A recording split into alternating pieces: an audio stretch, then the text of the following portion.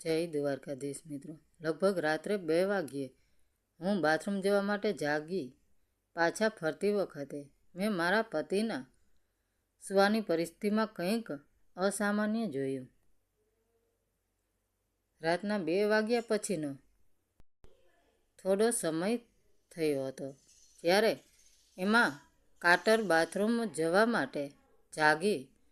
ઘર બિલકુલ શાંત હતું. બસ એર કન્ડિશનરનો ધીમો અવાજ, બહાર વૃક્ષોનો સરસરાહટ અને ઠંડા લાકડાના ભોયતળિયા પર તેના હળવા પગલાંનો અવાજ સંભળાઈ રહ્યો હતો. તે હંમેશાથી કાચી ઊંઘવાળી હતી અને આજની રાત પણ કંઈક અલગ નહોતી.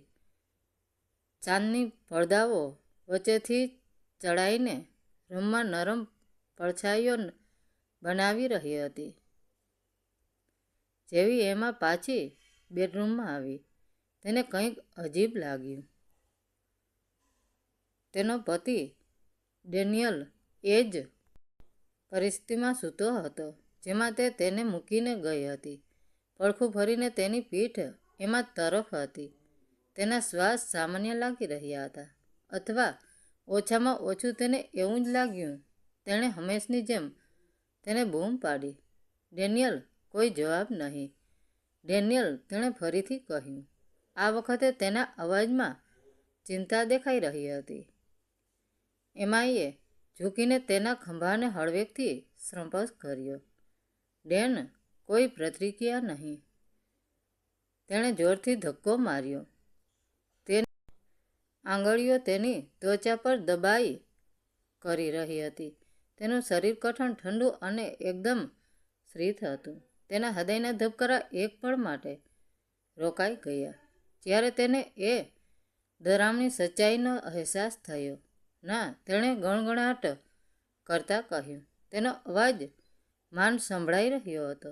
તેના વિચારો ઝડપથી દોડવા લાગ્યા જ્યારે તે તેને વધુ જોરથી હલાવવા લાગી.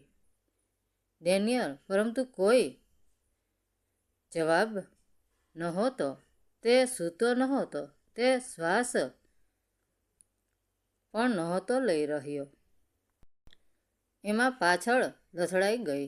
તેના ઘૂંટણ જવાબ આપી ગયા. તેની આંખોમાં આંસુ ભરાવા લાગ્યા, પરંતુ તે પોતાની જાતને તૂટવા દઈ શકે તેમ નહોતી. અત્યારે નહીં. તેણે જલ્દી કંઈક કરવાનું હતું. તેના મનમાં હજારો સવાલો ઘૂમી રહ્યા હતા, પરંતુ એક સૌથી મોટો સવાલ હતો, શું થયું? તે કેમ મરી ગયો? શું આ કોઈ ભયાનક મજાક હતી? "ના, ના!" તે બબડી. તેની છાતી ભીસાવા લાગી. તેણે ફોન ઉપાડ્યો અને એ નંબર ડાયલ કર્યો જે તેને યાદ હતો.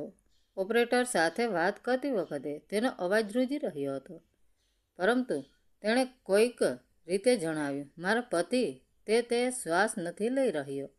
મને મદદ જોઈએ છે." આ શબ્દો તેને અજાણ્યા લાગી રહ્યા હતા, જાણે તે પોતે આ ડરામણા સત્યને પૂરી રીતે સમજી નહોતી શકતી. ઓપરેટરે તેને ભરોસો અપાવ્યો કે મદદ રસ્તામાં જ છે, પરંતુ તેને નહોતી ખબર કે તેમને આવવામાં કેટલો સમય લાગશે. તે પોતાની જાતને ખૂબ જ એકલી અને ખોવાયેલી અનુભવી રહી હતી. આ ભયાનક વાસ્તવિકતામાં ફસાયેલી એમા બિલકુલ નહોતી ઈચ્છતી કે તેના પર કોઈ એવા કામનો આરોપ લાગે જે તેણે કર્યું જ નહોતું. આટલી મહેનતથી તેણે ડેનિયલ સાથે પોતાની જિંદગી બનાવી હતી.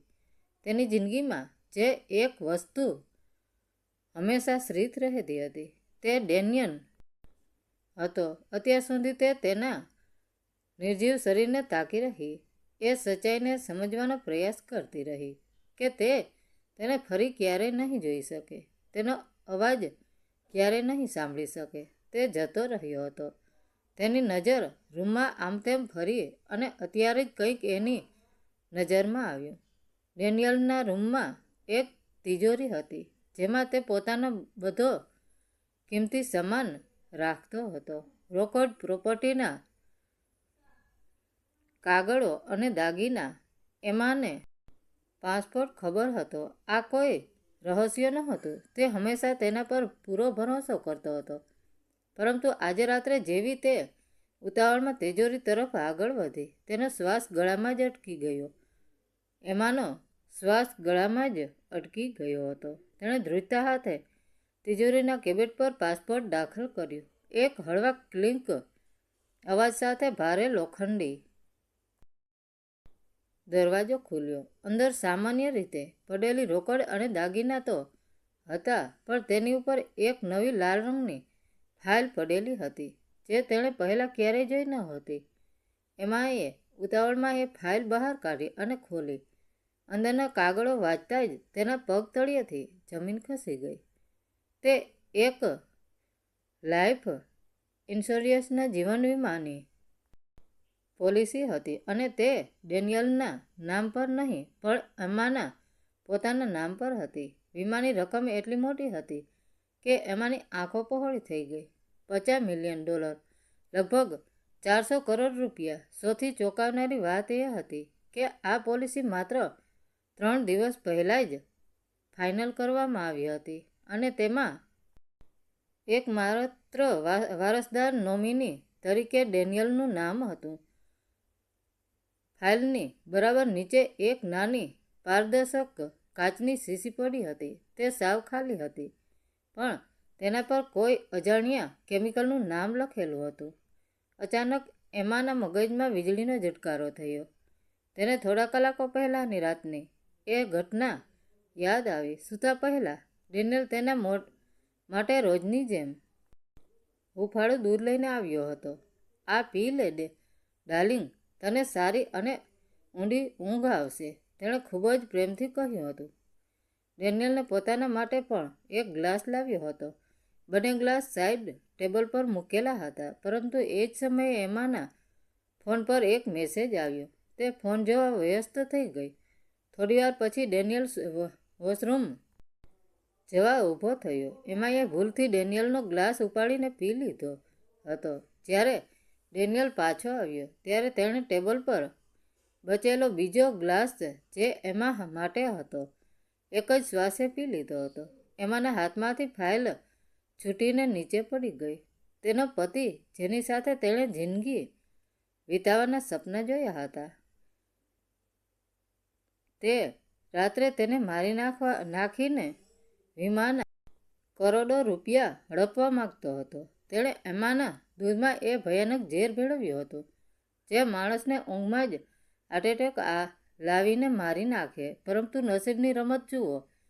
ગ્લાસ બદલાઈ જવાથી ડેનિયલે અજાણતા જ એ ઝેર પી લીધું, જે તેણે પોતાની પત્ની માટે બનાવ્યું હતું. ડેનિયલ પોતાના જ બિછાવેલા ઝાડમાં ફસાઈને મોતને ભેટ્યો હતો. બહારથી એમ્બ્યુલન્સ અને પોલીસની સાયરનનો અવાજ હવે એકદમ નજીક આવી ગયો હતો. એમાએ એક ઊંડો શ્વાસ લીધો. તેના મનમાંથી પેલા બધા જ સવાલો અને ડર હવે ગાયબ થઈ ચૂક્યા હતા કે પોલીસ તેના પર શંકા કરશે. તેની પાસે હવે ડેનિયલના ઈરાદાનો પાક્કો પુરાવો હતો. પેલી વીમાની ફાઇલ અને ખાલી શીશી. જ્યારે પોલીસ રૂમમાં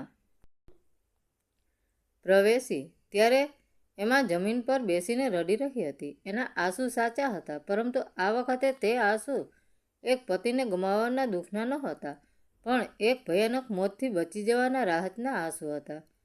શિકારી ખુદ પોતાનો શિકાર બની ચૂક્યો હતો. મિત્રો, વાર્તા કેવી લાગી? સારી લાગી હોય તો કોમેન્ટ કરીને જરૂર જણાવજો. ધન્યવાદ મિત્રો. રાધે રાધે.